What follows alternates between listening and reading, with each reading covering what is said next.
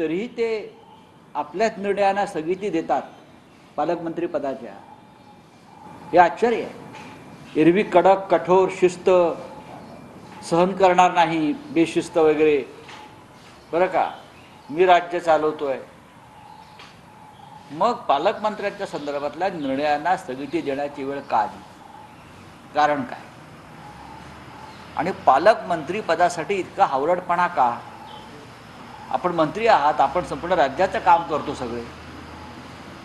जेव्हा एखादा मंत्री असतो तो राज्याचा असतो, जिल्ह्याचा असतो का, किंवा तालुक्याचा असतो का? अजिबात नाही। पण पालकमंत्री पदावरून जी दंगल सुरू आहे ती त्या जिल्ह्यातल्या आर्थिक व्यवहारांसाठी। नाशिकमध्ये कुंभमेळ्याचं फार मोठं बजेट आहे, म्हणून कोणाला तरी नाशिकचं पालकमंत्रीपद हवं आहे। रायगडचे व्यवहार सगळ्यांना माहिती आहेत, सधन जिल्हा आहे, अनेक बाबतीत उद्योग आहेत, इंडस्ट्री आहे, त्यांना छळून जास्तीत जास्त खंडण्या कशा गोळा करता येतील असा एक तिकडे हिशोब नेहमी असतो। त्याच्यामुळे ही आर्थिक देवाणघेवाण, हावरटपणा, यातून या मारामाऱ्या सुरू आहेत।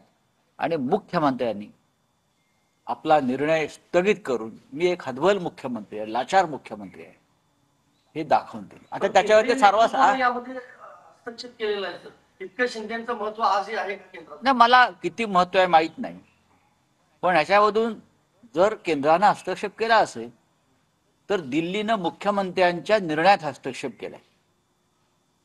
आम्ही जे म्हणतो हे सरकार दिल्लीतून चालवलं जातंय महाराष्ट्राचं, मग शिंदे असतील, फडणवीस असतील किंवा अजित पवार असतील, हा कलसूत्री बावले आहेत आणि त्यांचे दोरे जे आहेत त्यांच्या हातापायांना बांधलेले, हे दिल्लीतून नाचवले जात आहेत।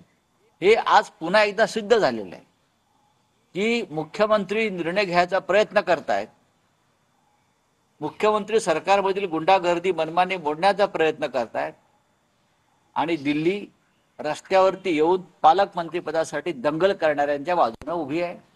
महाराष्ट्रामध्ये हे जे चाललंय यापूर्वी कधी घडलं नव्हतं की पालकमंत्री पदासाठी दंगल। त्या दोन पालकमंत्री पदासाठी ही स्थगिती दिली, रायगड आणि नाशिक, ते एकनाथ शिंदेना मिळेल असं तुम्हाला वाटतं का, की ते पुन्हा जे जुने होते? बघा, महाराष्ट्रातून दिल्लीला कोण जास्त थैल्या देत आहे त्याच्यावरती त्या नेत्याचं वजन दिल्लीत ठरतं। एकनाथ शिंदेंचं ज्या अर्थी ऐकलं गेलंय त्या अर्थी आम्ही जे ऐकतोय ते खरं आहे की कधी नव्हे इतक्या थैल्यांचा व्यापार महाराष्ट्रात आणि दिल्लीतल्या राजकारणामध्ये झालेला आहे। आणि अनेक झारखंड पासून अनेक निवडणुकांचा खर्च हा महाराष्ट्रातल्या या नेत्यांनी केलेला आहे। त्याच्यामुळे त्याची किंमत जर असेल तर ती त्यांना मिळत असेल। सातारा जिल्ह्याचा भूमिपुत्र